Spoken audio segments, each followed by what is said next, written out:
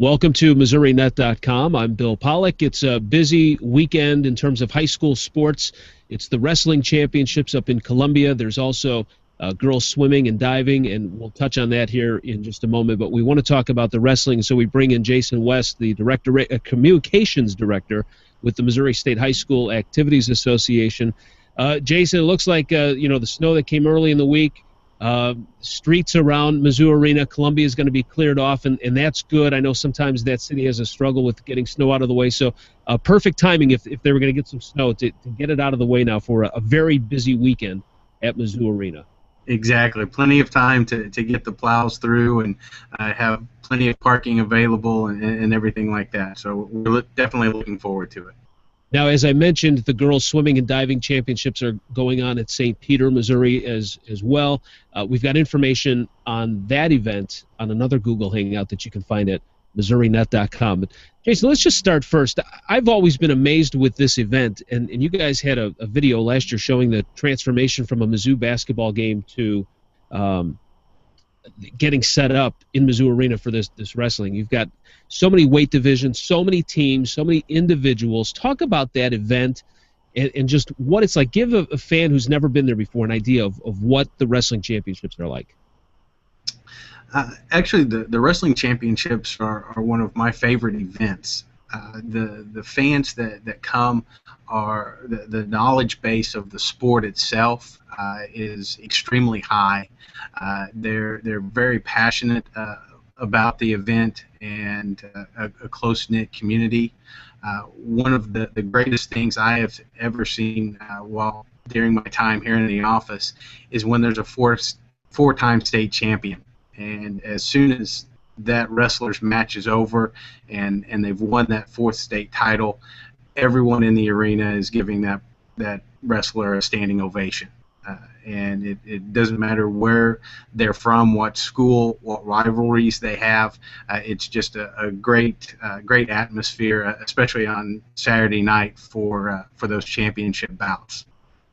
We're showing some of the video of that changeover. And in fact, I was at that Mizzou basketball game, and by the time we got out of the post-game interview, it was already, stuff was cleared out, and they were moving. They don't waste time. So this is almost like real time is what it looks like. I mean, there's no messing around with that at all.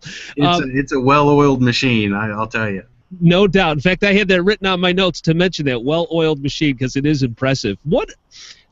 There's so many teams and so many great individuals, but you were going to share a story about Dalton Fisher from Marceline. You talk about courage and what these kids go through and dedication. You've got a great story. Can you share it about him? Sure. It's a really, so far it's a really good feel-good story. Going on the passionate fan base and the extreme level that these wrestlers go through and just to make it to the championships and how they feel about their sport. This is a young man that on Friday of the district tournament, he was the #1 seed for his weight class. Went to weigh-ins, everything was going fine, and then started having some pains. And went to the medical staff there at the tournament and was looked at, found that probably need to go to the hospital and really get this checked out. So he left the venue, went to the hospital, unfortunately missed the first bout of the districts, but because of the various rules and things like that, was able to have a medical injury, medical default for the first round. So while it meant he lost, he was put in the consolation bracket and still had an opportunity to qualify.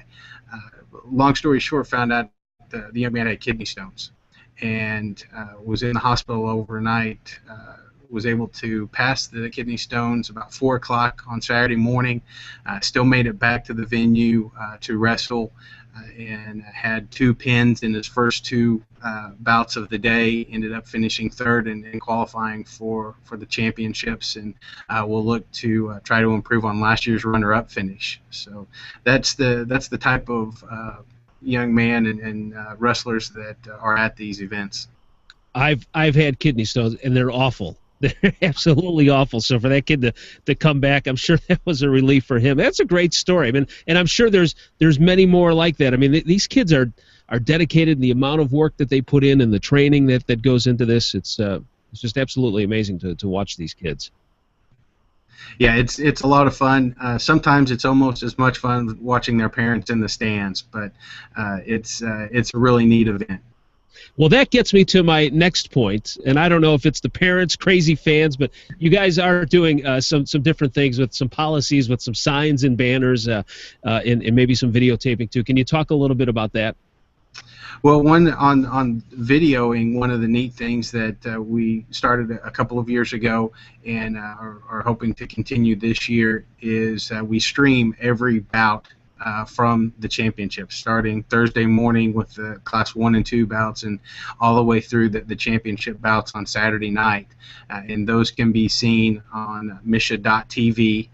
There is a subscription fee involved with those. You can do a per-day pass or things like that, but there is a subscription to be able to watch those. But you can literally see every bout from every mat. We have one camera on every mat, and you can see everything that as it goes on all day Thursday, all day Friday, and even all the matches on Saturday. One of the other changes that we're making this year, in the past, schools have been able to either through their booster club or their wrestling parents make banners in support of the teams and the wrestlers. And unfortunately, those have kind of gone above and beyond what they need to be and are causing more issues for the venue and the spectators that are there trying to cheer on those wrestlers. So for this year, we've had to take away that ability, and we won't have those banners from the school people like we have in the past. Jason, for anyone that is new to this and say, you know what, maybe I want to check this out, what are the ticket prices? How does that work in terms of admission to the wrestling championships? Well, tickets are $8 per session, so and can be bought there at the venue at Mizzou Arena. On Thursday, we will begin the wrestling Thursday morning with classes 1 and 2 and have the first round and the first round of the cancellation bracket Thursday morning, and then Thursday afternoon, starting about 3 o'clock, classes 3 and class 4 will wrestle their first round and first round wrestlebacks, as they're called. And then Friday morning, we will have the quarterfinals and another round of consolation for Class 1 and 2, quickly followed by 3 and 4. And then by Friday afternoon, Friday evening, we'll have the semifinals and those other consolation rounds for a full day of wrestling on Friday.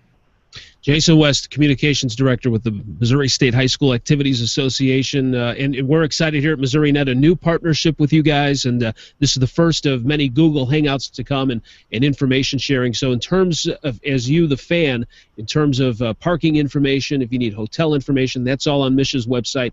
We also have it linked at MissouriNet.com to get you ready for a busy weekend. Jason, I know your office will be slammed with wrestling, and then over in St. Peter's, you've got the girls swimming and diving. So good luck to you.